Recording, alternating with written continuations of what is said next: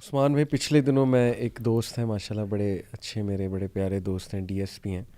تو ایک محفل میں بیٹھا تھا، وہاں دیگر بھی کچھ ڈی ایس پی بیٹھے ہوئے تھے. تو بات ہو رہی تھی ہمارے معاشرے کے اوپر کہ کرائم بڑھتا جا رہا ہے. تو میں نے ان سے سوال کیا، سب سے متفقن علیہ.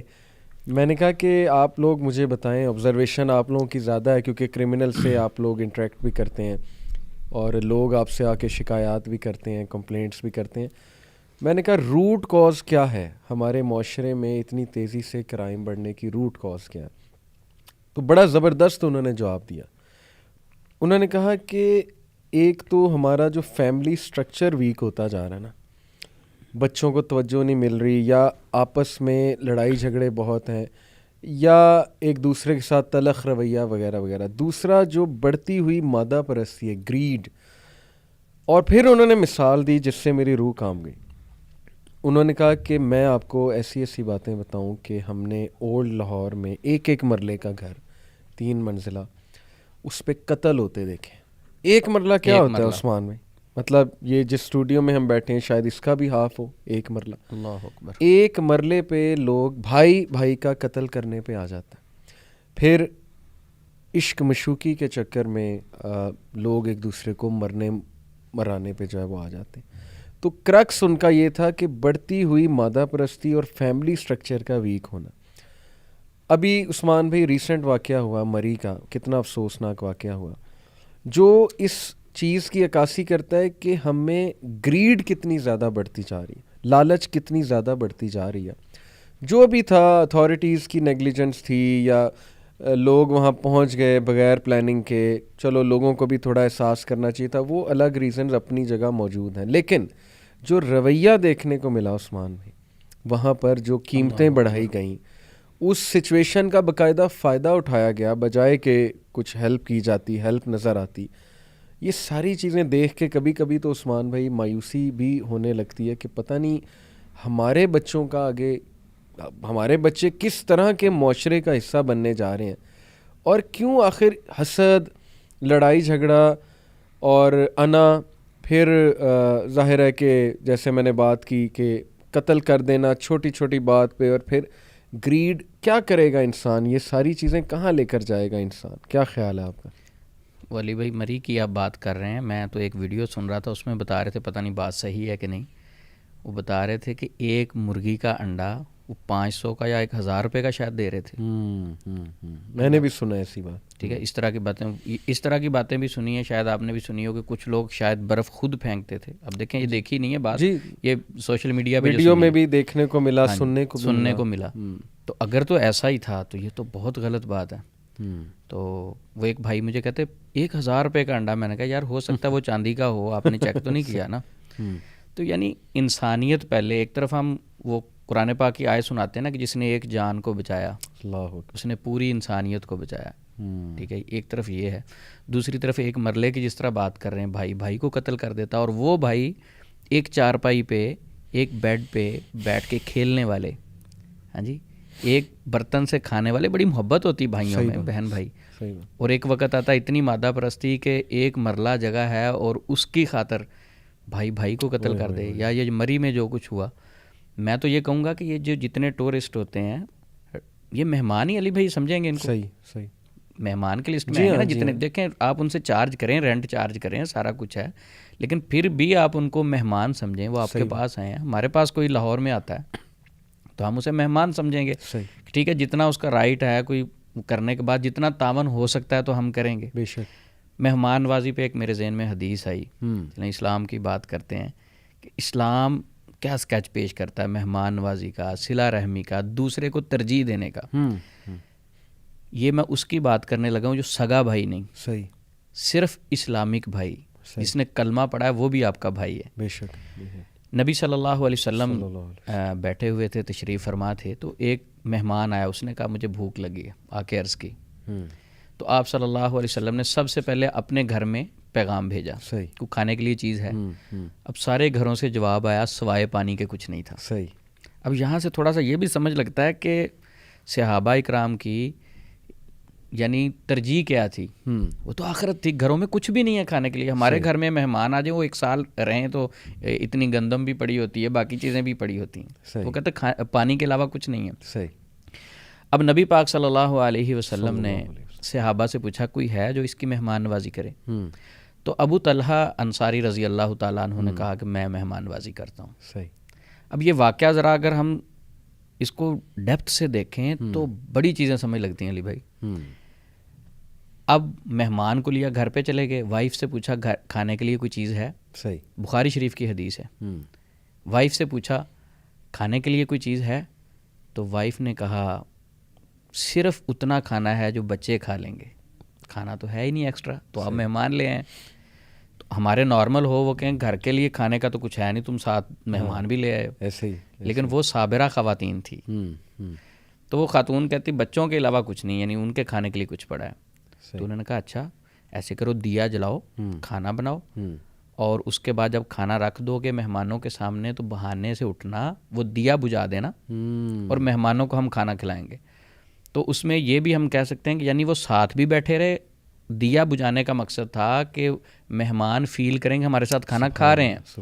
تو مقصد ان کا یہ تھا کہ مہمان ہمارے پیٹ بھر کے کھانا کھائیں, انہیں لگے کہ یہ بھی ساتھ شریک ہے, یہ بھی ساتھ شریک ہیں. یعنی وہ منہ ہلاتے رہے یا اس طرح کا ماحول انہوں نے بنائے رکھا کہ ہم بھی آپ کے ساتھ کھا رہے ہیں تاکہ مہمان سیر ہو کے کھانا کھائیں. اچھا انہوں نے جب کھانا کھا لیا تو یہ سارا منظر اللہ رب العزت دیکھ رہے تھے. تو قرآن پاک میں وحی نازل ہوگی نبی پاک پر. وہی کیا ہے, اللہ رب العزت نے وہی نازل فرمائی وَيُؤْثِرُونَ عَلَىٰ أَنفُسِهِمْ وَلَوْ كَانَ بِهِمْ خَصَاصَةٌ وَمَن يُوقَ شُحَّ نَفْسِهِ فَأُولَٰئِكَ هُمُ الْمُفْلِحُونَ. سبحان اللہ. وَيُؤْثِرُونَ عَلَىٰ أَنفُسِهِمْ وَلَوْ كَانَ بِهِمْ خَصَاصَةٌ, یعنی اس میں کہا گیا کہ وہ لوگ کیا ہی وہ لوگ ہیں کہ اپنی ان کی ضرورت ہوتی لیکن دوسروں کو اپنے اوپر ترجیح دیتے ہیں. دوسرے لوگوں کو جو ترجیح دیتے ہیں اپنے اوپر, کیا ہی وہ لوگ ہیں. یعنی اللہ بھی مسکرا پڑے. نبی پاک نے فرمایا اللہ رب العزت مسکرا پڑے یہ آپ کا عمل دیکھ کے. کیا بات ہے. اور اس کے بعد اللہ رب العزت نے فرمایا وَمَن يُوقَ شُحَّ نَفْسِهِ, جو اپنے نفس کی بخیلی سے بچا لیا گیا وہ شخص ہیں کامیاب. وَمَن يُوقَ شُحَّ نَفْسِهِ فَأُولَٰئِكَ هُمُ الْمُفْلِحُونَ. یہ ہیں فلاح پانے والے لوگ. تو میں یہ کہوں گا مری واقعہ پہ ہی اگر بات کریں, اگر آپ کے پاس وہ مہمان ہے نا, ایز اے مہمان دیکھیں یا ایز اے ضرورت مند دیکھیں, وہ مر رہے ہیں. صحیح بات. تو اس وقت اپنی ہر چیز پیش کریں. ایسے واقعات بھی آئے ہیں کہ کچھ لوگوں نے, شاید میں ایک ویڈیو علی بھائی سن رہا تھا کہ ایک آدمی نے اپنی بیٹی کے لیے نا وہ جہیز کا سامان بنا کے رکھا ہوا تھا. تو اس نے وہ ساری رضائیاں, وہ بھی مری کا ہی آدمی تھا, اس نے ساری چیزیں اٹھا کے لوگوں کو دے دی. کیا بات. دیکھیں اچھے لوگ بھی ہیں, اچھے لوگ بھی ہیں, اور دیکھنے کو ملے ایسے واقعات. ایسے واقعات بھی ملیں کہ لوگوں نے تعاون بھی بہت کیا, اور بہت سے لوگوں نے مساجد کھول دیں, اپنے سینٹرز کھول دیے, ہوٹلز, کچھ لوگوں نے ہوٹلز کھول دیے. سارے نیگیٹو نہیں تھے, سارے نیگیٹو نہیں. یہ کچھ جو نیگیٹو لوگ ہیں ہم ان کی بات کر رہے ہیں. اب یہ جو میں نے واقعہ علی بھائی آپ کو سنایا ہے, اب یہاں دیکھیں کہ اپنے بچوں کو, جو یہ بھی بچوں کے لیے کما رہے تھے اور ادھر بھی بچوں کا سلسلہ ہے, اپنے بچوں کا کھانا مہمانوں کو پیش کر دیا. اور مری میں اگر ان نیگیٹو لوگوں کو دیکھیں تو انہوں نے بچوں کے لیے کمانا تھا نا. صحیح بات. تو صرف سوچ کی بات ہے. عثمان بھائی میں یہ سوچتا ہوں کہ کیا ہمارا اس سے ایمان اٹھ چکا ہے کہ رزق دینے والی ذات اللہ ہے, اور اللہ رزق بڑھاتا ہے باقاعدہ, جیسے رسول اللہ صلی اللہ علیہ وسلم نے کہا صلہ رحمی سے رزق بڑھتا ہے. جی. ہم کہتے ہیں نہیں, رشتہ داروں سے ملیں گے, صلہ رحمی کریں گے تو وقت کا ضیاع ہوگا, اس سے اچھا ہے میں ڈبل شفٹ لگا لوں, اس سے اچھا ہے میں اپنے پیسے مزید کما لوں. اللہ کے نبی کے وعدے ایک طرف ہیں, ہمارا رویہ کیا, کس ڈگر ہم چل پڑیں.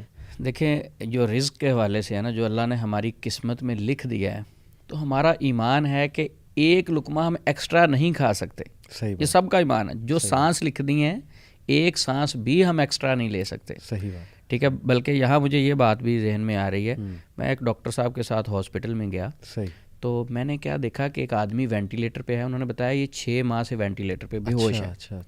لیکن حیرانگی کی بات تھی کہ اس کے پیٹ کے اوپر ایک نالی لگی ہوئی تھی خوراک کی. میں نے ڈاکٹر صاحب کو کہا کہ دیکھیں میں جو جس انداز سے دیکھ رہا ہوں نا, یہ بندہ 6 ماہ سے وینٹیلیٹر پہ ہے, اور ڈاکٹر صاحب کہہ رہے تھے کہ ہمارے نزدیک یہ ڈیڈ ہے, یہ فیملی کے کہنے پہ رکھا ہوا ہے. اچھا, جو اس کے پیٹ میں دنیا والے زبردستی وہ خوراک انجیکٹ کر رہے تھے, میرا بلیو یہ تھا کہ ابھی اس کا اس دنیا میں خوراک پڑی ہوئی تھی. یہ وہ بول نہیں سکتا, مانگ نہیں سکتا, دنیا والے پھر بھی اس کے پیٹ میں انجیکٹ کر رہے ہیں. یعنی ایک بھی لقمہ جو ہماری قسمت میں لکھ دیا گیا ہے وہ تو ہم نے کھا کے جانا ہے. اب وینٹیلیٹر پہ کوئی شخص ہے تو اس کے پیٹ میں دنیا والے انجیکٹ کرتے ہیں کہ بھائی اپنی خوراک کھا کے جاؤ, ابھی رہتی ہے. تو جو ہمارے قسمت میں ایک لقمہ لکھ دیا گیا جب ہم نے کھا کے جانا ہے وہ ہمیں مل کے رہے گا, پھر کیوں ہم اس کے لیے لڑیں, کیوں مادہ پرست ہو جائیں. صحیح بات. نہ ہم ایکسٹرا سانس لے سکتے ہیں, نہ ہم ایکسٹرا کھا سکتے ہیں, جو قسمت میں ہے وہی لے سکتے ہیں. تو پھر ہم ان ساری چیزوں کے لیے بھائی بھائی کو قتل کیسے کر دیتا ہے.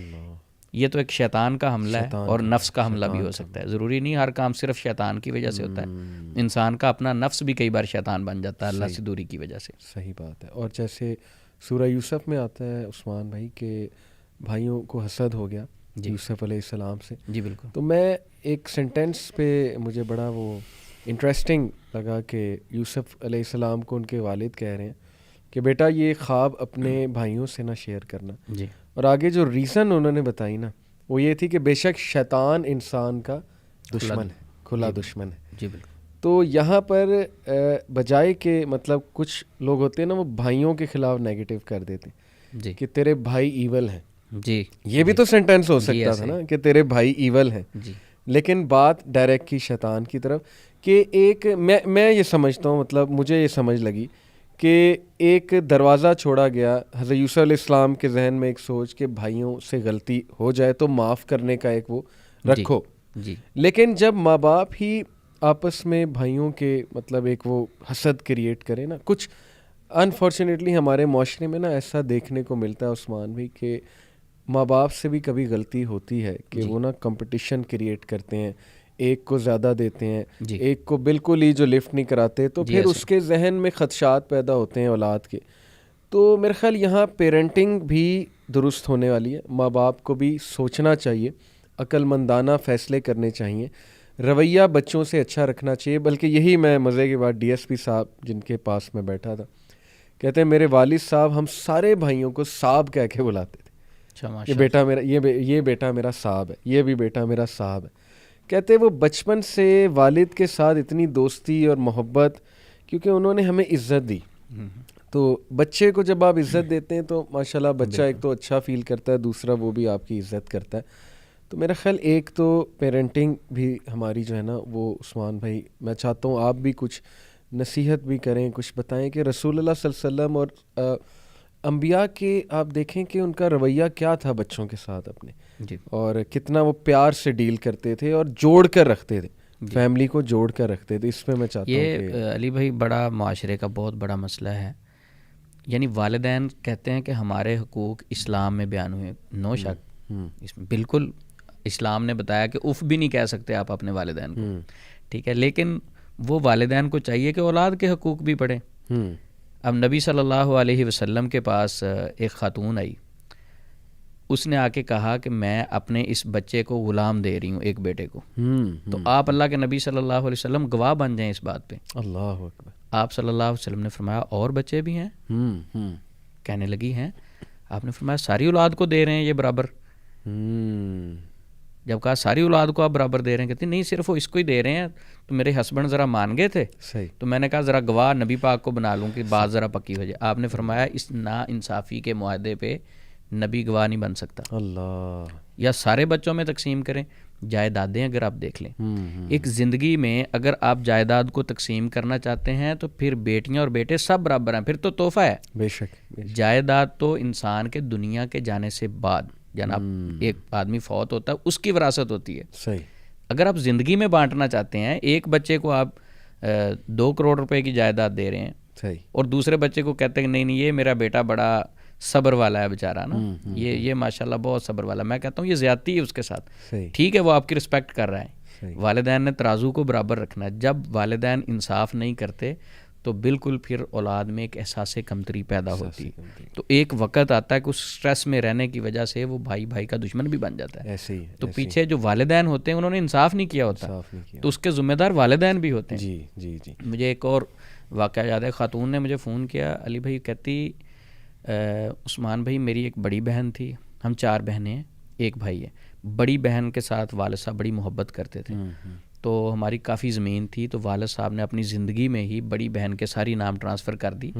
اور وہ سمجھتی تھی, میرے والد صاحب سمجھتے تھے کہ یہ بیٹی بہت اچھی ہے, اگر مجھے کچھ ہو گیا، میں دنیا سے چلا گیا، تو یہ میری بیٹی انصاف کرے گی. صحیح. اب روٹ کو اس نے چینج کیا. صحیح. اب ہوا کیا کہ وہ جو سسٹر مجھے رابطہ کر کے پوچھ رہی تھی، وہ کہتی کہ وہ بڑی بہن قابضی ہوگی، والد صاحب کی ڈیتھ ہوگی تو ساری زمین اس کے نام پہ ہے، تو وہ قابض ہوگی. کہتی کس چیز کا آپ کو دیں، آپ نے تو پہلے لے لیا تھا، بس آپ کی تعلیم پہ خرچ کر دیا تھا. ایک بہن کو کہتی آپ کی شادی پہ خرچ کر دیا تھا. بالکل صحیح. تو کیا ہے، والدین کو چاہیے وہ روٹ اختیار کریں جو اسلام نے ہمیں دیا. اسلام نے ہمیں دیا. تو بہت جب ہم اسلام کو چھوڑ کے اپنی عقل لگانے کی کوشش کرتے ہیں، اصل علم تو اللہ کے پاس ہے نا. تو اللہ نے جو ایک روٹ دے دیا ہے، اس کو جب ہم چھوڑ کے ادھر ادھر کی عقل والی باتیں ڈالنے کی کوشش کرتے ہیں تو پھر اکثر مسائل پیدا ہونا شروع ہو جاتے ہیں. تو یہ ضروری نہیں کہ کئی بار والدین جو ہیں ان کی طرف سے، اولاد کی طرف سے بھی ایسے مسائل. یہی میں اسپیکٹ ڈسکس کرنے لگا تھا. اکثر ایسا ہوتا ہے عثمان بھائی کہ اولاد، چلیں ماں باپ سے کوئی غلطی ہو گئی، مان لو ہو گئی، اس کا یہ مطلب نہیں کہ آپ اب بدتمیزی شروع کر دو یا غصہ یا نفرت کرنا شروع کر دو. کئی لوگ ایسے ہیں کہ وہ نہ کہتے ہیں کہ نہیں یہ کیوں کیا انہوں نے، ان کے فیصلے صحیح نہیں تھے، وہ پھر ماں باپ سے نفرت کرنے لگ جاتے ہیں، بلیم کرنے لگ جاتے ہیں. یہاں تک دیکھنے کو ملا کہ یعنی ماں باپ سے علیحدہ بھی ہو گئے لوگ کہ نہیں جی ان کی وجہ سے یہ ہوا ہے. ان کے ایون فوت ہونے کے بعد بھی ماں باپ کو بلیم کرنا. آئی تھنک اولاد کو بھی چاہیے کہ وہ اتنا پریشر نہ ڈالیں ماں باپ پہ. اکثر نا میں نے دیکھا سوارے ماں باپ بے بسی میں بھی اس طرح مجبور ہو جاتے ہیں کہ یار اولاد نے ناک میں دم کیا ہوا ہے اور گریڈ اتنی نظر آ رہی، لالچ اتنی. تو یہاں پر میں کہوں گا کہ اگر اولاد کی تربیت اسلامی اس پر کی ہوتی، اسلام کے مطابق، تو شاید یہ مسائل نہ پیدا ہوتے. تو یہ اگین پیرنٹس کو سوچنا چاہیے، میں سمجھتا ہوں. عثمان بھی حسد اور طلاقیں، یہ جیسے انہوں نے کہا، میرے جو دوست، میں نے شروع میں ذکر کیا، فیملی ویک ہوتی جا رہی ہے. انہوں نے کہا کہ میں نے دیکھا کہ شادی شدہ جوڑا ہے، بلکہ نا ایک انہوں نے مثال دی بڑی مزے کی کہہ لیں یا کہہ لیں افسوسناک بھی ہے، مزے کی ان دا سینس کہ یعنی جو وہ حیران ہوئے دیکھ کے کہ کیا ہو رہا ہے. کہتے ہیں میرے پاس ایک شادی شدہ جوڑا آیا اور کوئی کمپلین کرانے آئے تھے اپنے کو فیملی میٹر میں، کسی اور کی کمپلین. میں نے انہیں کہا آپ بیٹھیے، تشریف رکھیے. کہتے تقریباً آدھا گھنٹہ بیٹھے. کہتے آدھا گھنٹہ دونوں نے ایک دوسرے سے کوئی بات نہیں کی، حالانکہ شادی شدہ جوڑا، کوئی بات نہیں کی انہوں نے آدھا گھنٹہ. میں آبزرو کر رہا تھا. کہتے مجھے بڑی حیرانگی، میں نے تو ان سے پہلے پوچھا کہ آپ دونوں میں معاملات ٹھیک ہے، چلو باقی کمپلین تو بعد کی بات ہے. تو کہتے ہاں ٹھیک ہے، لیکن کہتے مجھے بڑا عجیب فیل ہوا کہ آپ نے مطلب کوئی آپس میں نہ کوئی بات کی، ناراضگی لگ رہی تھی، ایسا لگ رہا تھا ناراض ہیں ایک دوسرے سے. تو بتانا یہ چاہ رہے تھے کہ جب ایسا ہوتا ہے نا کہ میاں بیوی اتنے نظر نہ آئے، ایک اسٹرکچر نظر نہ آئے، تو بچوں پہ بھی اثر آتا ہے. پھر ظاہر ہے کہ اکثر ایسا کہتے ہیں، میں نے دیکھا کہ میاں کا افیئر باہر چل رہا ہوتا ہے، کیونکہ اس کو گھر میں شکایات ہی ہر وقت سننے کو ملتی ہیں، اس کا دل ہی اٹھ جاتا ہے. تو ہوتا یہ ہے عثمان بھائی کہ جب آپس میں نہیں بنتی تو وہ اثر بچوں پہ آتا ہے. اور پھر انہوں نے یہ بھی بات جو مینشن کی کہ پھر میاں کا افیئر باہر چل رہا ہے یا میاں بیوی کو اتنی توجہ نہیں دے رہا. تو آج کل جو سوشل میڈیا کا دور ہے، اللہ معاف کرے، اس میں کسی سے بھی افیئر چل سکتا ہے اکیلے میں. تو یہ بھی انہوں نے وجہ بتائی کہ طلاقوں کی بہت بڑی وجہ یہ افیئرز بھی ہے. تو باقی عثمان بھائی طلاقوں کی ریشو جس حیرت انگیز ریٹ سے، بلکہ حیرت انگیز تو چھوٹا ورڈ ہے، ہارریبل ریٹ سے بڑھ رہی ہے، اس کی وجہ آپ کے ذہن میں کیا ہے یا آپ کے ایکسپیرینس میں؟ کیونکہ لوگ کاؤنسلنگ کرانے بھی آپ کے پاس آتے ہیں، آپ کو مین ریزنز کیا سمجھ میں آتی ہیں ریشو جو بڑھنے کی، طلاق کی ریشو بڑھنے کی وجہ؟ علی بھائی میں تو یہ سمجھتا ہوں کہ تعلیم اور شعور کی کمی ہے. تعلیم اور شعور کی کمی ہے. لیکن تعلیم تو بہت ہوتی ہے، جو ہمارے شادیاں آج کل ہو رہی ہیں وہ تو تعلیم دیکھ کے ہی ہو رہی ہیں کہ پی ایچ ڈی کر لی، ایم فل کر لیا، ماسٹرز کر لیا. تو تعلیم کی کیسے کمی آپ سمجھتے ہیں؟ علی بھائی یہی تو بات سمجھنے کی ضرورت ہے. ہم علم کسے کہتے ہیں؟ سب سے پہلے ہم یہ دیکھیں گے علم ہے کیا. علم وہ ہے جو اصحاب صفہ کو نبی صلی اللہ علیہ وسلم نے پڑھایا. اصل علم وہ ہے جو جبرائیل امین کے ذریعے سے نبی پاک پر وحی کے ذریعے سے نازل کیا گیا. یعنی علم ہم اسے کہیں گے جو قرآن اور حدیث کا علم ہے. یہ جو باقی تعلیمات، جو ڈگریاں ہم دیکھتے ہیں، یہ فن ہیں، سکلز ہیں. بڑا امپورٹنٹ پوائنٹ بتایا آپ نے. اسکل ہے یہ علم یہ ہے کہ اللہ اور اس کے رسول کی تعلیمات. باقی یہ ساری چیزیں دنیا کا وقت گزارنے کے لیے جو ہم نے پیسے کمانے ہیں, بچوں کے لیے کوئی اخراجات جو ہیں وہ مینیج کرنے ہیں, جاب کرنی ہے, دیکھیں یہ ساری اسکلز ہیں, وہ علم نہیں ہے. تو اصل علم جو ہے نا اس کی کمی ہے. باقی اگر آپ دیکھیں گے اسکلز اور لوگوں کے پاس پیسہ کمانے کے ذریعے ماشاءاللہ تو ماسٹر سے نیچے تو کوئی ہے ہی نہیں, ایم فل سے نیچے تو کوئی ہے ہی نہیں, ایسے ہی ہے, پی ایچ ڈی سے, حتیٰ کہ میں نے ایسے ایسے گھر بھی دیکھے ہیں کہ پی ایچ ڈی لیول کے شوہر بھی ڈاکٹر ہے, بیوی بھی ڈاکٹر ہے, شوہر بھی پی ایچ ڈی, بیوی بھی پی ایچ ڈی, نہیں بنتی. کیا ہے کہ شعور نہیں ہے. میں اگر تعلیم پہ آپ بات کر رہے تھے کہ بڑی آپ نے مزیدار بات کی کہ لوگوں کے پاس تو ڈگریاں تعلیم دیکھ کے تو شادی کرتے ہیں. صحیح. تو میرا علی بھائی سوال ہے, آپ ماشاءاللہ فزکس کے ٹیچر ہیں جی, کبھی فزکس میں ہمسائے کے حقوق آپ نے پڑھائے بچوں کو؟ بالکل بالکل ایسا نہیں ہے. ٹھیک ہے, کیمسٹری میں, بایو میں, یہ آپ میتھ کی طرف چلے جائیں, کوئی ہمسائے کے حقوق نہیں ہے. ایسے ہی لائف سکلز کی بات ہوتی نہیں وہ ہماری تو یونیورسٹی اس میں وہ سکھایا جاتا ہے کہ زندگی کیسے گزارنی ہے, یہ نہیں سکھایا جاتا بلکہ جاب کیسے کرنی ہے, جاب کیسے, پیسہ کیسے کمانا, پیسہ کیسے جاب کمانا ہے, کرنی, آپ کمپیوٹر میں آگے کیسے جاؤ گے, آپ ڈاکٹر بن جاؤ گے تو اس سے کس طرح آپ پیسہ کما سکو گے. پیسہ کمانے کے طریقے سکھائے جاتے ہیں. صحیح بات, اصل علم نہیں ہے. صحیح صحیح. تو اصل علم سیکھنے کی ضرورت ہے. زبردست, بہت بڑا بنیادی پوائنٹ ہے. اگر ہم سمجھ لگ جائے, اسے سمجھ لگ جائے تو یہ بہت بنیادی.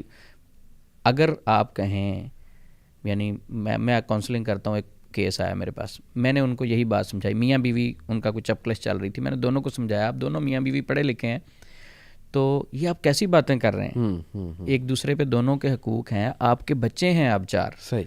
اللہ کے بندو, یہ اللہ کی امانت ہے, اس کی تربیت کرنی ہے. صحیح. اگر آپ لوگ جھگڑیں گے یہ کیا سیکھیں گے آپ سے. صحیح. تو اسی طرح بات چل رہے تھے تو میں نے کہا آپ تھوڑی سی نا دینی تعلیم بھی حاصل کریں. ماشاءاللہ وہ دونوں پی ایچ ڈی تھے.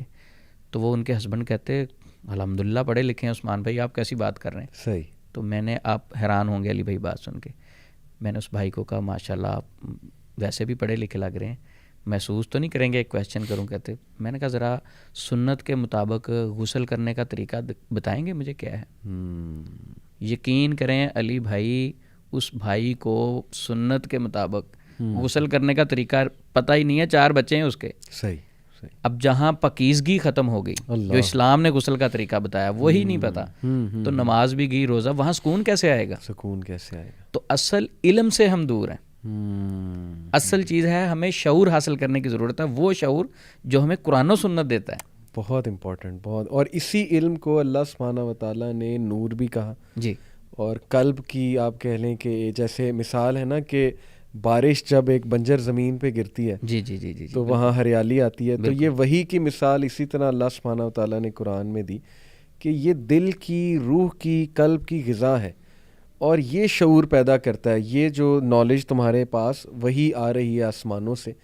تو بڑا یہ امپورٹنٹ پوائنٹ ہے عثمان بھی, لیکن یہ سمجھنا کسی کو سمجھ آئے گا جو آپ نے بات کی. علی بھائی 60 سے 70 سال زندگی کی ایوریج ہے, جو ترمذی والی حدیث کے مطابق میں کہہ رہا ہوں. نبی پاک نے فرمایا تھا میری امت کی زندگی کی جو لائف کی ایوریج آئے گی نا 60 سے 70 سال کے دوران آ جائے گی. صحیح. کیا ابھی وہ ایوریج چل نہیں رہی؟ 60 تک ہمارے جیسے تو نہیں پہنچ رہے, ہمارے بزرگ ماشاءاللہ جا رہے ہیں. جو نئی یوتھ ہے اتنی ایوریج نہیں ہے.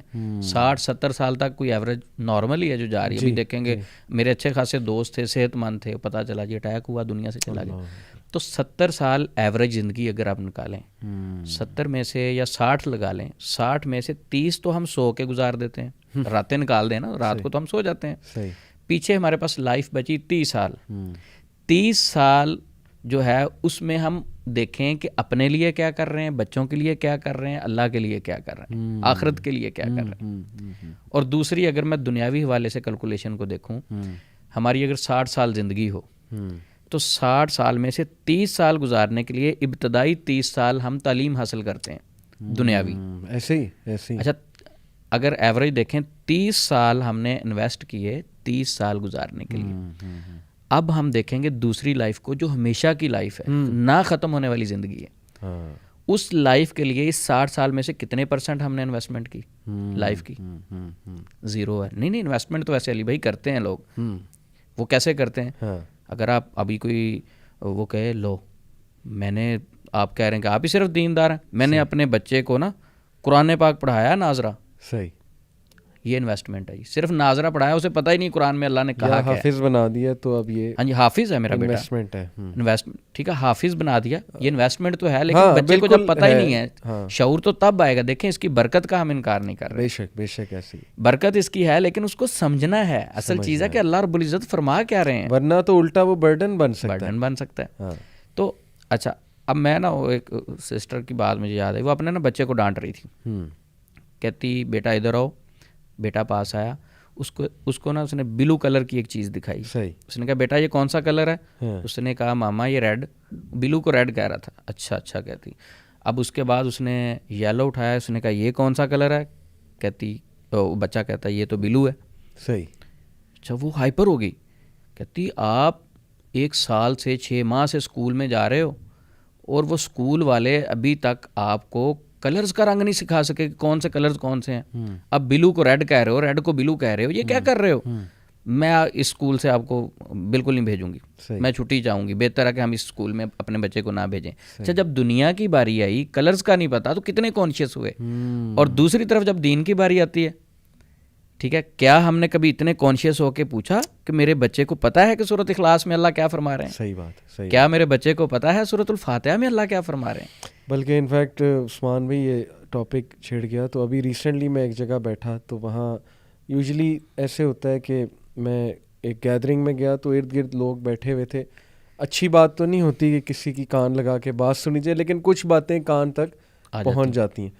تو وہ بات ہی سارے یہ کر رہے تھے کہ میرا بچہ او لیول میں ہے, فلانے اسکول میں ہے, تو اس کے ابھی مڈ ایگزامس چل رہے ہیں. پھر وہ دوسرے نے کہا اچھا پھر ایسے ہے ویسے, یعنی ساری بات دنیاوی تعلیم کے اوپر تھی. اچھا میرے بیٹے کا تو ایڈمیشن الحمدللہ باہر ہو گیا ہے اور اب وہ جا رہا ہے, وہ سارے کنگریچولیٹ کر رہے ہیں. یہ ٹاپک آف ڈسکشن ہے ہی نہیں کہ میرا بچہ نمازیں پڑھ رہا ہے کہ نہیں پڑھ رہا ہے, یا اس کی قرآن کی سورہ اس نے کوئی سیکھ لی ہے, یا دین کی تعلیم کوئی اس نے لے لی ہے. یہ ٹاپک آف ڈسکشن رہا ہی نہیں اب ہمارے اس سرکل میں عثمان بھائی جو ایجوکیٹڈ کلاس ہے, انفارچونیٹلی. تو اس کے ریزلٹس اب ہم دیکھ رہے ہیں. اب طلاق کی ہم بات کر رہے تھے کہ طلاقوں کی وجوہات کیا ہیں, تو دیکھیں جب ہمارے پاس شعور ہی نہیں ہوگا, علم ہی نہیں ہوگا, ٹھیک ہے, بایو فزکس کیمسٹری میں تو ہمسائے کے حقوق سمجھائے نہیں جا رہے, میاں بیوی کے حقوق سمجھائے نہیں جا رہے, وہ تو اسلام میں ہے. تو اصل علم کو ہم نے چھوڑ دیا اور فن کو, اسکل کو ہم سمجھنے لگے یہ علم ہے. وہ علم نہیں ہے, وہ تو جاب حاصل کرنے کے لیے. اور علم کے ساتھ آداب بھی پھر عثمان میں, کیونکہ علم ہوگا تو آداب بھی آئیں گے اور حکمت بھی آئے گی. جی بالکل. کیونکہ بہت سے لوگ علم تو لے لیتے ہیں لیکن اس علم کو اپلائی کرنے میں پھر تھوڑے سے شدت اختیار کرتے ہیں, اللہ اکبر, سختی. یہ بھی مسائل چل رہی ہیں نا عثمان میں. کئی بھائی کہتے ہیں کہ ہماری وائفز کو علم تو بہت ہے, یا وائفز کہتی ہیں ہمارے شوہر کو تو علم بہت ہے, لیکن وہ حکمت کی شاید کمی ہے کہ وہ سمجھ نہیں پا رہے کہ عرف کیا ہوتا ہے, اس چیز کو اپلائی کیسے کرنا ہے. ادعو الی سبیل ربک بالحکمہ, کہ دین کی دعوت بھی حکمت سے دینی ہے. کچھ لوگوں کے پاس علم ہوتا ہے لیکن علم ہونے کے ساتھ ساتھ ان میں سختی اتنی آ جاتی کہ ان کی بات ہی کوئی نہیں سنتا. ٹھیک ہے, حکمت کے ساتھ دین کی دعوت پیش کرنی, پیار محبت کے ساتھ. صحیح بات. ٹھیک ہے, بہت سارے, میں سب کی بات نہیں کر رہا, کچھ لوگ ایسے بھی ہیں کہ ان کے پاس 10 منٹ بیٹھا ہی نہیں جاتا, مزاج میں سختی اتنی آ جاتی.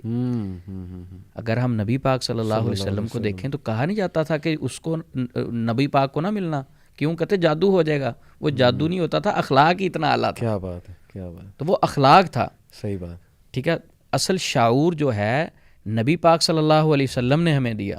صحابہ, وہ صحابہ جو بھائی بھائی کا قاتل تھا, وہ صحابہ جو ایک وہ چشمے پہ جب اپنے جانوروں کو پانی پینے کے لیے لے کے جاتے تھے تو وہ کہتا میرا جانور پہلے پیا, اس بات سے لڑتے اور قبیلے ایک دوسرے کو قتل کرتے رہتے. وہ صحابہ جب مسلمان ہوئے, نبی پاک پر ایمان لائے, تو کتنا شعور آیا. وہی صحابہ دوسری طرف دیکھیں تو اپنی جانیں ایک دوسرے کے لیے دینے کے لیے تیار ہیں. کمال مثال آپ نے دی کہ شعور انہی صحابہ کو, اوس اور خزرج کی مثال لے لیں, وہی لوگ اتنے زبردست بھائی چارے میں آ جاتے ہیں شعور کی وجہ سے. شعور کی وجہ سے. تو علم ہے لوگوں کے پاس, شعور نہیں ہے. اور شعور والا علم وہ قرآن و سنت کا ہے, باقی چیزیں تو وہ بھیڑ چال ہے. ٹھیک ہے, ابھی ہوا چلے نا تو MBA کرنا چاہیے, MBA سے جابز بہت آ رہی ہیں آنے والے وقت میں, وہ سارے اپنے بچوں کو MBA کروانا شروع کر دیں گے. ہوا تھوڑی سی چلے, نہیں آنے والے وقت میں فلاں ڈاکٹر بڑے کامیاب ہوں گے تو اسی میں سارے ایڈمیشن لینا شروع کر دیں گے. یہ تو ہوا ہے. تو جو شعور ہے نا وہ اصل قرآن و سنت کے علم سے آتا ہے, اس سے ہم دور ہیں. حضرت عمر رضی اللہ تعالیٰ عنہ اپنی فرماتے تھے نا، انہوں نے کتنا حکومت کی، سلطنت. صحیح. اس کہتے عمر تو وہ ہے جسے اونٹ بھی چرانے نہیں آتے تھے. اللہ اکبر. تو وہ شعور کہاں سے آیا؟ وہ نبی پاک سے آیا. نبی پاک سے. وہ صحابہ جن کے پاس وہ ایک وقت تھا ابتدائی اسلام میں کہ وہ پہننے کے لیے کئی بار جوتا نہیں ہوتا تھا، پھٹے کپڑے ہوتے تھے، وہی صحابہ جب نبی پاک صلی اللہ علیہ وسلم کی تعلیمات پر چلے تو دنیا کی حکمرانیاں اللہ نے عطا کی. اور سورہ یاسین میں عثمان میں یاسین والقرآن الحکیم، میں جب سورہ یاسین پڑھ رہا تھا اس سے کوئی 12 سال پہلے، جب قرآن کا ترجمہ میں نے پڑھنا شروع کیا، 14 سال پہلے بلکہ، تو میں جب اس آیت پر پہنچا نا والقرآن الحکیم، میں نے سوچا یار قرآن تو حکمت سے لبریز ہے، اللہ سبحانہ و تعالیٰ قسم کھا کے کہہ رہے ہیں، تو یہ قرآن اگر میں سیکھوں گا تو مجھ میں وزڈم آ جائے گا، حکمت آ جائے گی. یہ جب موٹیویشن میرے اندر آئی، میں نے اللہ سبحانہ و تعالیٰ سے اسی وقت دعا بھی کی. الحمدللہ. جب میں نے آیت پڑھی میں نے کہا اللہ مجھے حکمت عطا فرما اس کے ذریعے.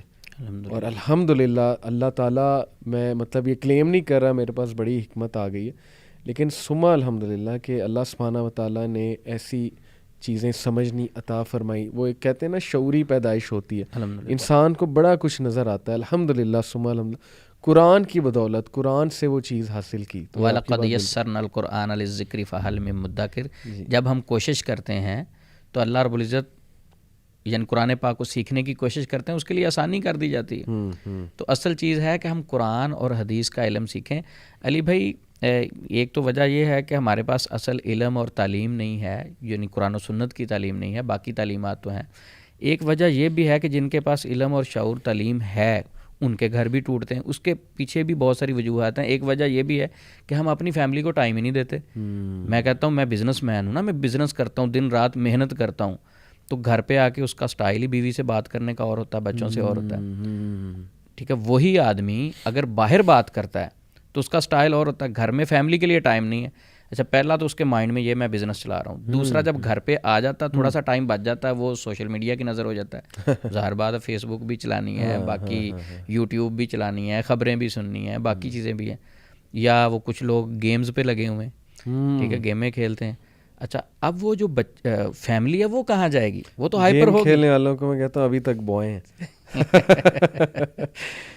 تو فیملی کو وقت نہیں دیا جاتا، ٹائم نہیں دیا. وہ سمجھتے ہیں کہ ہم سارا بزنس کر رہے ہیں، فیملی تو ویسے ہی بیٹھی ہے گھر پہ، بیگم کا کیا کام ہے؟ اور اللہ کے بندے، آپ کی بیگم جب آپ گھر سے نکلتے ہو آپ کے بچوں کو اسکول بھیجتی ہے، واپس ریسیو کرتی ہے، ان کو پڑھاتی ہے، سنبھالتی ہے، وہ پوری ایک انڈسٹری چلا رہی ہے.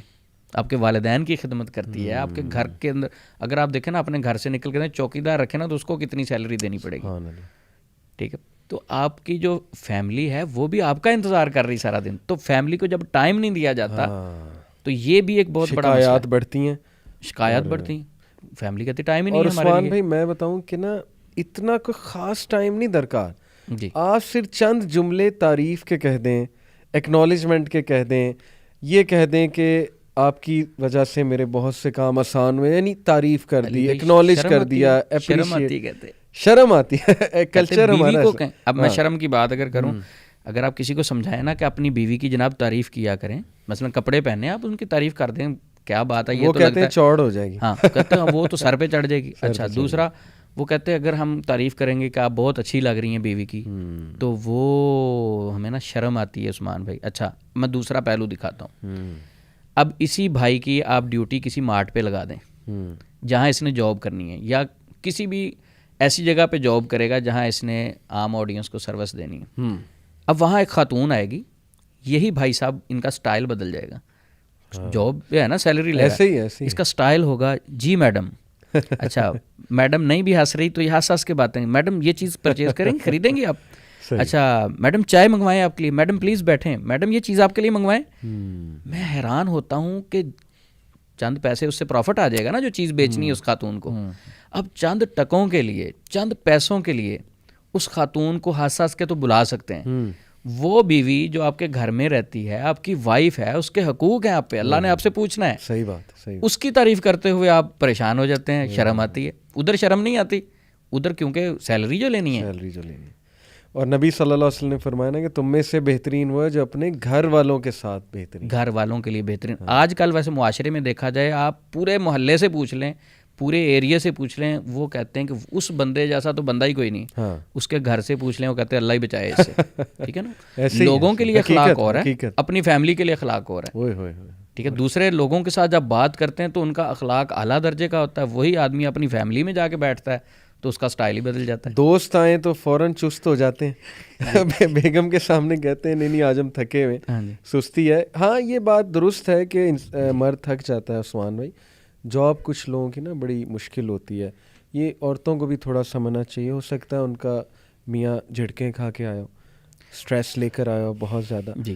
تو ایک دم سے میں سمجھتا ہوں کہ شکایات نہیں سامنے رکھنی چاہیے, ایکسپیکٹیشن اتنی نہیں کرنی چاہیے. جی. Depending on their job nature. لیکن مردوں کو بھی یہ سوچنا چاہیے کہ اس بیچاری کو کیا پتا کہ بھائی میں وہاں جھٹکے کھا کے آیا ہوں یا تھک کر آیا ہوں. آپ تھوڑا بتا دیں, آگاہ کر دیں, اپنی کمیونیکیشن بہتر کریں. آپ اس کا ہاتھ پکڑیں, پیار سے سمجھائیں اپنی بیوی کو کہ دیکھو میری یہ جاب ہے, میں جان کے ایسا نہیں کرتا, میں جب آتا ہوں میں ذرا تھکا ہوتا ہوں, میں چاہتا ہوں بچوں کے ساتھ ٹائم سپینڈ کروں, جتنا میری کوشش ہوتی ہے میں کرنے کی کوشش کرتا ہوں. جتنی عثمان بھائی میں سمجھتا ہوں کمیونیکیشن بہتر ہوگی نا میاں بیوی کی, اتنے معاملات بہتر چلیں گے. مسئلہ ہے کمیونیکیشن ہی نہیں ہے. وہ آگے سے شکایت کرتی ہوں, جھڑک دیتا ہے, آف ہو جاتا ہے, ناراض ہو کے چلا جاتا ہے, روب جماتا ہے کہ تم کون ہوتی ہو مجھ پہ شکایت کرنے والی. اس سے وہی آپ کے والی بات ہے, معاملات بگڑتے ہیں اور طلاق تک جو ہے وہ اللہ. اس کا اپوزٹ پہلو بھی ہے کہ کچھ مرد اتنے شریف ہوتے ہیں, وہ بیچارے ان کے ساتھ ایسے معاملات ہو رہے ہیں. بیوی صاحبہ سب سے ہنس کے بات کریں گی. اپنی امی کا, اپنے بھائی کا, اپنے ابو کا فون آ جائے گا نا تو کیا بات ہے. جب وہ اپنے ہسبینڈ کے بھائی کا فون آ جائے گا یا بہن کا فون آ جائے گا تو فوری ان کے سر میں درد ہوتی ہے. وہ کہتی پیناڈول ہے ادھر, کیا ہوا, سر میں پین ہے ذرا. تو دوسری طرف بھی ہے کہ کچھ لوگ سارا دن, میں ایسی فیملیوں کو جانتا ہوں کہ سارا دن ایک آدمی جاب کرتا ہے اپنی بیوی کے لیے. وہ بیچارہ گھر جاتا ہے تو بیوی جو ہے نا اس کے تان و تشنی نہیں ختم ہوتی. وہ تیری امی نے یہ کر دیا, تیرے بھائی نے یہ کر دیا. دیکھیں اس بھائی سے اگر شکایت ہے, یعنی اپنے ہسبینڈ سے اسے ہے, اس کو بتائے. دوسرے لوگوں کی شکایات اس نے تو نہیں حل کرنی. دوسرا وہ شکایات اس کے سامنے رکھنے کا فائدہ کیا جو وہ حل ہی نہیں کر سکتے. جو حل ہی نہیں, کچھ چیزیں ایسی ہوتی ہیں عثمان بھائی نہیں حل ہو سکتی, اور وہاں صبر اور بہت سی چیزیں کرنی پڑتی ہیں. اب ایک دوست میرا, اس کا فون آیا تو ان کی وائف بھی کال پہ تھی, کانفرنس کال میں. تو انہوں نے شکایت لگائی کہ ان کی امی نے مجھے یہ کہا. اچھا وہ مجھے بھائی کہتے ہیں ان سے یہ پوچھیں میرے سے کوئی تکلیف ہے. کہتی نہیں ان سے کوئی نہیں, ان کی امی نے. کہتا یہ میں امی کا جو حساب تو ان کو نہیں دے سکتا نا. دیکھیں وہ مدر ہیں, نہیں ان کے اختیار میں. جب بندہ بوڑھا ہوتا ہے تو بچوں والا ذہن ہو جاتا ہے, نہیں ان کے اختیار میں رہتا. اگر آپ صبر کریں گی کل کو آپ نے بھی تو اس سٹیج پہ پہنچنا ہے. لیکن آپ کی باتوں سے بھی بہت سارے لوگ صبر کریں. بندہ سن لے, حکمت اختیار کرے, سن لے, کیونکہ ہو سکتا ہے وہ صرف سنا رہی ہوں, ہو سکتا ہے انہیں سلوشن نہ چاہیے ہو. وہ چاہتی ہیں کہ بس میری کوئی سن لے. کیونکہ میں یہ بھی سمجھتا ہوں عثمان بھی اگر وہ نہیں سنے گا نا تو پھر ان کی دوستیں سنیں گی یا ان کی بہن سنے گی بڑی, وہاں سے پھر ہو سکتا ہے کچھ نیگیٹو بات آئے. اگر وہاں تربیت نہیں ہوئی تو وہ بھی نقصان میں. لیکن سننے کے بعد وہ بات ختم ہو جانی چاہیے نا. ہاں اب وہ جب سن لی ہے وہ کہتے رسپانس دیں جناب, آپ کو یہ پورا حل کریں, مسئلہ حل کریں. اچھا حل کیسے کریں؟ وہ کہتے ہیں امی کو سامنے بٹھائیں. ٹھیک ہے, اس میں بھی کوئی حرج نہیں, والدہ کو بٹھا کے پوچھیں یہ بھی ہماری بیٹی ہے, آپ کی بیٹی ہے, تو یہ بات ہو رہی, اس میں حرج کوئی نہیں ہے. اب یہ بات پوچھی تو امی کلاس لے لے گی, تم نے تو بیگم کو سر پہ چڑھا لیا. مرد کا بڑے مشکل سچویشن کبھی کبھی ہو جاتی ہے اس کی. تو یہ گھروں میں ایسا ہو جاتا ہے. مجھے ایک چھوٹی سی لڑائی میرے اپنے گھر میں ہوئی. اچھا. وہ میری مدر نے, میری والدہ نے میری بیوی کو کہا تو تے میرا منڈا قابو کیتا ہوا ہے. اچھا ٹھیک ہے. اب سمپل بات ہے, میں نے کہا نہیں دیکھیں جو آپ کے رائٹس ہیں وہ آپ کو دینے, جو ان کے میں ہنس کے بات کرتا ہوں اچھے طریقے سے, وہ رائٹس ہیں. اب موجودہ دور ایسا چل رہا ہے کہ آپ اچھے طریقے سے رہیں تو وہ کہتے لگتا ہے اس پہ کوئی جادو کروا دیا بیوی نے. تو یہ بدگمانی ہے. مثلا شوہر گھر پہ آیا, بیوی نے شوہر کے کان بھرے, والدہ نے شوہر کے کان بھرے, بھائی نے بھرے, والد نے بھرے.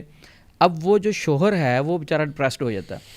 اب جب وہ ریئیکشن دیتا ہے, اس کے ریئیکشن پر گھر کا ماحول خراب ہوا اور خراب ہوتا گیا, حتیٰ کہ اس ٹینشن کی وجہ سے برے خواب آنا شروع ہوئے. جب برے خواب آنا شروع ہوئے بیوی کو بھی برے خواب آنا شروع ہوئے.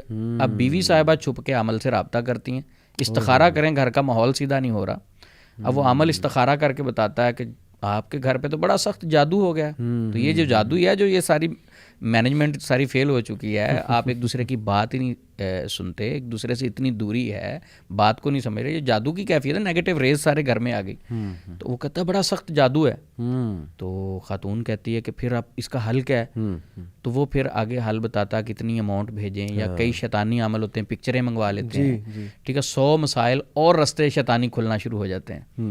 ٹھیک ہے. اب اس کے بعد جب وہ جادو کہتا ہے وہ، تو جادو کا حل کروانے کے لیے جب آپ اماؤنٹ بھی بھیج دیتے ہیں، اپنی پکچر بھی بھیج دیتے ہیں، اپنا مدر نیم بھی بتا دیتے ہیں پیشنٹ، وہ علاج کرنے والا علاج کے نام پہ جادو کرنا شروع کر دیتا ہے.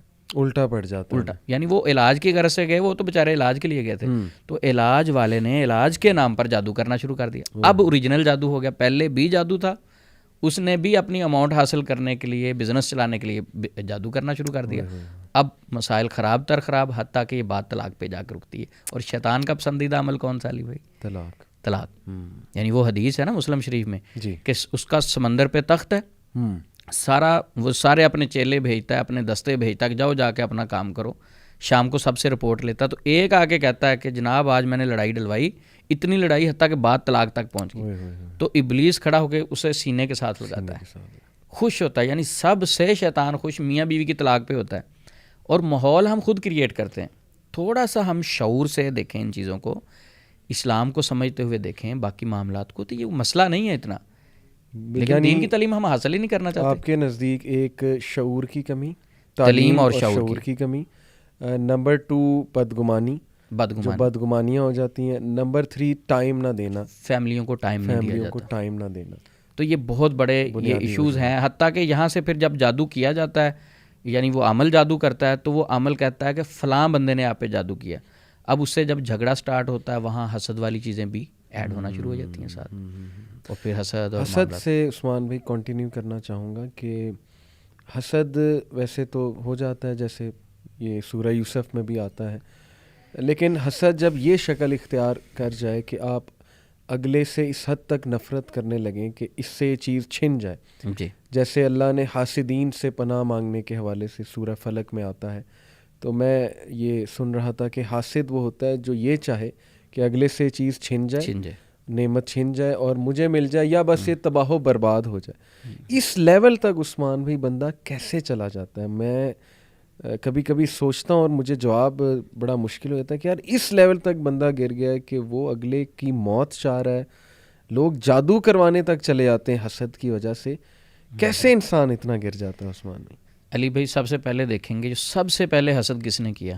ابلیس نے ہمارے باپ آدم علیہ السلام سے کیا. صحیح. اب ہم مسئلہ دیکھیں گے کہ مسئلہ کیا بنا تھا ان کے درمیان. وہ ایک ہی جملہ تھا، آج کل ہمارے معاشرے میں وہ جملہ گردش کر رہا ہے. اس نے کیا کہا تھا؟ انا خیر منہ. ابلیس نے کہا تھا میں اس سے بہتر ہوں. انا خیر منہ، یعنی اللہ تو نے اس کو مٹی سے پیدا کیا، مجھے آگ سے آگ اوپر جاتی مٹی نیچے، میں اس سے بہتر ہوں اور میں سجدہ کروں. جب یہ والا وائرس کسی بھی باڈی میں آتا ہے کہ انا خیر منہ، ابلیس کے آیا تھا، یہ ابلیس نے کہا تھا میں بہتر ہوں آدم علیہ السلام سے.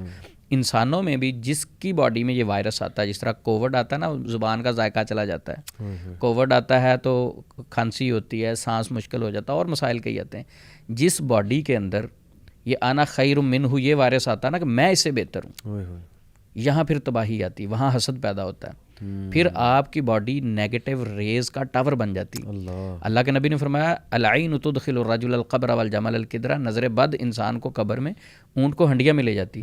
نظر کیا؟ دوسرے کو دیکھنا ہی ہے نا، کچھ چیز نہیں مارنی اسے، صحیح دیکھنا ہے. تو اس کی باڈی سے نیگیٹو ریز نکل کے دوسرے بندے کو ہٹ کرتی ہیں. اس کے سائنس کیا عثمان بھی تھوڑا سا ایڈ کر دیں؟ نظر بد کچھ لوگ پوچھتے ہیں کہ ہم پہ ہے، تو اس کے کیا کیسے پتہ لگتا ہے آپ پہ نظر بد؟ علی بھائی اس کے کوئی قرآن و حدیث میں اس کے سائن ذکر نہیں ہوئے. اچھا. اس میں یہ ہے کہ آپ کی طبیعت میں کوئی بوجھل پان آنا شروع ہو جائے گا، ٹھیک ہے، آپ کا کام کرنے کو دل نہیں کرے گا. اچھے خاصے تھے، بزنس ہے، سارا کچھ ہے، لیکن آپ کو کوئی چیز اچھی نہیں لگے گی. آپ کی نیند بالکل ختم ہوگی. شام کے وقت گھبراہٹ اور بے چینی سٹارٹ ہو جائے گی. کندھوں پہ جسم پہ بوجھ محسوس ہوگا. آپ کا چھوٹی چھوٹی بات پہ لڑنے کو دل کرے گا. آپ سمجھیں گے کہ میں جس طرح ریموٹ کنٹرول ہوا ہوں، ہر بات کو میں نیگیٹو طرف لے کے. لیکن اس کی نفسیاتی وجوہات بھی تو ہو سکتی ہیں. ہاں، یہی بات میں کہہ رہا ہوں کہ یہ جتنی سمٹمز ہیں، یہ انگزائٹی، ڈپریشن، اسٹریس کی وجہ سے بھی ہو سکتی ہے، نظر کی وجہ سے بھی. یہ تو کوئی معالج بتا سکتا ہے. صحیح. تو علی بھائی اس کی جو بات ہو رہی تھی کہ حسد، میں حدیث پڑھ رہا تھا، نبی صلی اللہ علیہ وسلم نے فرمایا کہ ایک دل میں ایمان اور حسد جمع نہیں ہو سکتے. ایمان اور حسد ایک دل میں نہیں آ سکتے. بالکل صحیح. جہاں حسد ہوگا وہاں ایمان ختم. جہاں ایمان گیا تو اس کی زندگی سے سکون چلا جاتا ہے. اور جس کی اپنی زندگی میں سکون نہ ہو وہ دوسروں کو کیسے سکون سے رہنے دے گا؟ وہ تو خود ایک بیمار شخص ہے. خود ایک بیمار شخص. بالکل. ٹھیک ہے. اور ایک اور حدیث ہے نبی صلی اللہ علیہ وسلم نے فرمایا، ترغیب و ترہیب میں ہے کہ حسد تو دین کو مونڈ دینے والی مرض ہے. اچھا. دین کو مونڈ دینے والی، مثلاً ایک بندہ حسد کرتا ہے تو سمجھیں دین اس سے دور چلا گیا، اس کا دین سے کوئی لنک نہیں ہے. اور حسد کرنے والا بیسیکلی اللہ کی تقسیم پہ ناراضی ہونے والا شخص ہے. وہ راضی نہیں ہے. اب اللہ ہے نا، اللہ نے تقسیم کی ہے. ایک آدمی اسے گاڑی دے دی، ایک آدمی اسے بائک دی، اور اس میں بھی اللہ کی حکمت ہے. اس کے پاس بائک ہے تو اس میں بھی 100 حکمتیں ہیں، کیونکہ اصل علم اللہ کے پاس ہے. تو جو اللہ نے چیزیں تقسیم کی، بانٹی، حسد کرنے والا وہ کہتا نہیں، یہ اللہ کی تقسیم غلط ہے. جو اس کے پاس چیز ہے نا وہ تو میرے پاس ہونی چاہیے تھی. تو یہ جب اس تقسیم پہ وہ راضی نہیں ہوتا تو وہ خود ایک، میں کہتا ہوں ایسا بندہ جو دوسروں سے حسد کرتا ہے وہ کینسر کی مرض لگ جائے وہ چھوٹی مرض ہے. اس کی زندگی کا سکون ہی چلا جاتا ہے. ایمان ہی چلا گیا، جیسا آپ نے حدیث بتائی، ایمان ہی چلا گیا. تو WHO کیا کہتا ہے کہ ایک صحت مند کے اندر کون سی علامتیں ہوتی ہیں؟ 3 چیزیں ہوں گی، فزیکل ہیلتھ، مینٹل ہیلتھ اور سوشل ویل بینگ. صحیح. یہ 3 چیزیں کسی بندے کے اندر ہیں تو وہ صحت مند آدمی ہے. بالکل ٹھیک. اب فزیکل ہیلتھ بہت سارے لوگوں کی اچھی ہے، مینٹل ہیلتھ ان کی حسد کر رہا ہے. مینٹل ہیلتھ کسی کا کینہ اور بغض دل میں رکھا ہوا ہے. مینٹل ہیلتھ اس کی نہیں ہے، وہ صحت مند آدمی نہیں، اس کو ہم صحت مند نہیں کہہ سکتے. صحیح بات. تو جو حسد کرنے والا ہے وہ صحت مند آدمی نہیں ہے. اور عثمان بھائی، کچھ لوگ اتنا حسد اور اتنی لڑائیاں اور سخت مزاج، جیسے آپ نے کہا، کوئی چھوٹی سی بات ہوئی تعلق ہی توڑ لیا رشتہ داروں سے. اور تعلق اس لیول کا توڑا کہ اولاد نے بھی تعلق توڑا، آگے ان کی اولاد نے بھی تعلق توڑا، یعنی وہ سلسلہ چل رہا ہے. میں سوچتا ہوں کہ یار وہ بندہ قبر میں اللہ معاف کرے، بچائے کہ اس پہ رحم کرنے کے اولاد کو چاہیے آگے دوستیاں کر لے، اپنے معاملات سلجھا لے، تاکہ آپ کے والدین خدا نہ خواستہ اگر ان سے کوئی کوتاہی ہو گئی تعلق توڑنے کی تو ان کو بھی کچھ سکون آ جائے کہ ہمارے بچوں نے پیچھے سے معاملات درست کر لیے. لیکن وہ چلتا جا رہا ہے، بات ہی نہیں کر رہے ایک دوسرے سے. علی بھائی، ماحول کا بھی تو اثر ہوتا ہے نا. وہ اورا آپ نے سرچ کیا ہوگا، جو حالہ ہے ہر بندے کے ارد گرد اورا. تو جب ہمارا اورا یا حالہ، یہ تو ایک سائنسی ریسرچ ہے، وہ پازیٹیو نہیں ہوگا تو باقی ماحول کیسے پازیٹیو ہو سکتا ہے؟ دیکھیں نا، ایک بدبودار چیز ہے، اسٹوڈیو میں اگر رکھ دی جائے تو کیا سب کو بدبو نہیں آئے گی؟ بالکل. تو اسی طرح ایک بندہ نیگیٹو آدمی ایک گھر میں رہ رہا ہے تو سارے لوگوں کو نیگیٹو کر دے گا. اگر والد نیگیٹو ہے، حسد کرتا ہے، تو اولاد بھی کرے گی. ضروری نہیں ہے کرے گی. اس نیگیٹو ریز کا، شعاؤں کا اثر ہوتا ہے. جس طرح نظر بد لگ جاتی ہے تو نیگیٹو سوچنے کا بھی دوسروں پر اثر ہوتا ہے. گفتگو کا جس طرح اثر ہوتا ہے، نیگیٹو سوچنے کا بھی ہوتا ہے. سائنٹیفک چیز ہے. لیکن عثمان بھی چلیں، اگر کوئی کہے ٹھیک ہے مجھ سے غلطی ہو گئی اور میں اس کو درست کرنا چاہتا ہوں، حسد سے نکلنا چاہتا ہوں، نجات چاہتا ہوں یا چاہتی ہوں، تو کیا اس کا سلوشن ہے آپ کے ذہن میں؟ کیا ریکمینڈ کریں گے؟ علی بھائی، ایک فارمولہ وہ اپنی زندگی پہ لگا دے، انشاءاللہ وہ حسد سے نکل جائے گا. اچھا. میرے ذہن میں ایک بڑی زبردست نبی صلی اللہ علیہ وسلم کی حدیث ہے. آپ صلی اللہ علیہ وسلم نے زندگی گزارنے کا ایک بہترین اصول سکھایا. ٹھیک ہے. آپ نے فرمایا، انظروا الی من هو اسفل منکم، ہمیشہ اپنے سے نیچے دیکھو. سبحان اللہ. ولا تنظروا الی من هو فوقکم، اپنے سے اوپر نہ دیکھو. سبحان اللہ. کیوں نہیں دیکھنا؟ فہو اجدر اللہ تزدروا نعمت اللہ علیکم، کیونکہ اگر آپ اپنے سے اوپر دیکھو گے تو موجودہ نعمتوں کی ناشکری ہو جائے گی. میں اس کی مثال یوں دوں گا کہ اگر آپ ایک گاڑی پہ جا رہے ہیں، آپ کے پاس ایک بڑی گاڑی گزرتی ہے تو آپ اس کو دیکھ کے حسد کرتے ہیں. رشک اور حسد پہ بھی کبھی بات کریں گے. رشک اور چیز ہے. رشک یہ ہوتا ہے کہ آپ کوئی چیز دیکھ کے آپ کہتے ہیں کہ یا اللہ اس کے پاس بھی یہ نعمت رہے، میرے پاس بھی آ جائے، یہ تو ٹھیک ہے. جو حسد ہے اس میں ہوتا ہے کہ جس کو میں دیکھ رہا ہوں اس سے چھن جائے. اب آپ کسی کی گاڑی دیکھتے ہیں بڑی، آپ کو حسد ہوتا ہے کہ ہاں اس کے پاس بڑی گاڑی، میرے پاس چھوٹی. او اللہ کے بندے، آپ یہ دیکھو جو آپ کے پاس گاڑی ہے لاکھوں لوگوں کی خواہش ہے، یا اللہ مجھے دے دے، تیرے پاس تو وہ نعمت موجود ہے. صحیح بات. تو نہ شکری کر رہا ہے، اور اللہ فرماتے ہیں لا ان شکرتم لازیدنکم ولا ان کفرتم ان عذابی لشدید. شکر کرو گے تو اور ملے گا، کفر کرو گے تو میں یہ موجودہ نعمت بھی چھین لوں گا آپ سے. تو اصل یہ ہے کہ اپنے سے ہمیشہ نیچے دیکھیں. جو آپ کھانا کھاتے ہیں بیٹھ کے سوچیں کہ یہ جو میں کھانا کھا رہا ہوں یہ روز کھانا کھاتا ہوں اور اللہ کی ناشکری اگر کرتا ہوں. لاکھوں لوگ ایسے ہیں جو زندگی میں خواہش کرتے ہیں اللہ ایسا کھانا زندگی میں ایک بار دے دے جو میں روز کھاتا ہوں اور ناشکری کرتا ہوں.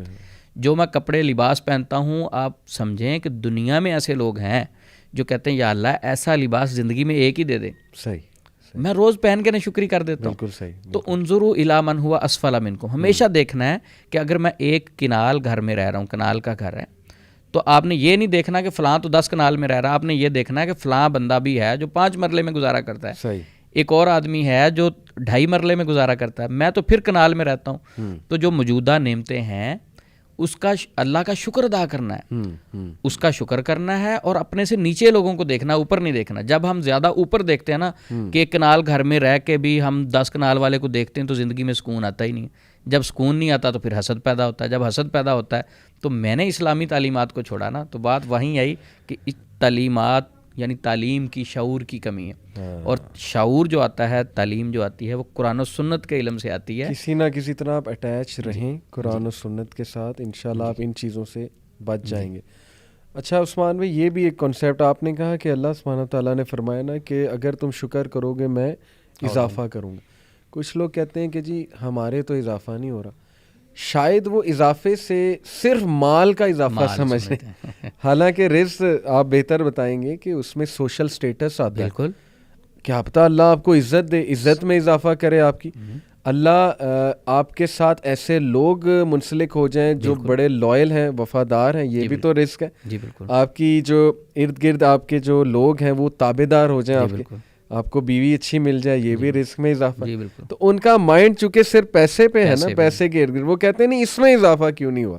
حالانکہ اضافے سے تو بہت سی چیزیں, یعنی رزق صرف مال کو نہیں کہتے, صحت کو بھی کہہ سکتے ہیں. صحت کو بھی کہہ سکتے ہیں. ٹھیک ہے, رزق اگر اس کو رزق یہ نہ محسوس ہو, ایک آدمی کہتا ہے نہیں رزق صحت کیسے رزق ہو سکتا ہے, تو وہ ذرا ہاسپٹل میں جائے, کچھ لوگ اس کو وینٹیلیٹر پہ نظر آئیں گے, پھر اندازہ ہو جائے گا کہ میرے پاس کون سی نعمت ہے. سب سے بڑی نعمتیں نبی صلی اللہ علیہ وسلم نے 2 کہا ہے نا, 2 چیزوں کو, نعمتان مغبون فیہما کثیر من الناس الصحۃ والفراغ.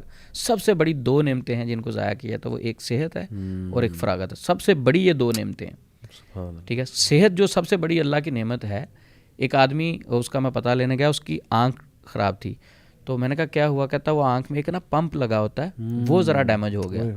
اچھا, میں نے کہا اب اس کا کیا ہوگا, کہتے وہ نا سری لنکا سے ملے گا شاید 4-5 لاکھ روپے کا, وہ اوریجنل بھی نہیں ہے, وہ میں اس میں لگاؤں گا. اب دیکھیں نا آنکھ کتنی بڑی نعمت ہے, میری آنکھوں میں بھی لگے ہوئے ہیں وہ پمپ, آپ کے بھی, ہم نے کس ڈاکٹر سے رکھوائے ہیں. صحیح. تو صحت بھی اللہ کی طرف سے رزق ہے, سکون ہے. جس کے پاس آنکھیں نہیں اس سے پوچھیں, جس کے پاس صحت نہیں اس سے پوچھیں, جو وینٹیلیٹر پہ اس سے پوچھیں. ٹھیک ہے, جس کی ٹانگیں کام نہیں کرتی اس سے پوچھیں یہ کتنی بڑی نعمت ہے. تو ہمارے پاس 1000 نعمتیں ہوتی ہیں, ہم ایک چیز کو فوکس کرتے ہوئے اس 1000 نعمتوں کی ناشکری کرتے ہیں اور اللہ کی پکڑ آ جاتی, زندگی سے سکون ختم ہو جاتا ہے. عثمان بھائی بہت مزہ آیا آپ سے گفتگو کر کے, بڑی زبردست آپ نے جو ریزنز بھی بتائیں, سلوشن بھی بڑے زبردست آپ نے بتائے, حسد سے نکلنے کا بھی سلوشن آپ نے بڑا زبردست بتایا. تو بہت بہت شکریہ, اور اللہ تعالیٰ آپ کے علم میں عمل میں اضافہ بھی کریں. کام آپ بہت اچھا کر رہے ہیں, اس کو جاری رکھیں. ہمیشہ آپ سے گفتگو کر کے میں بھی بڑا کچھ سیکھتا ہوں, میرا بھی ایمان تازہ ہوتا ہے اور کافی چیزیں ریوائز ہو جاتی ہیں. تو انشاءاللہ آپ کے ساتھ سلسلہ جاری رہے گا. اپنا خیال رکھیں, دعاؤں میں یاد رکھیں.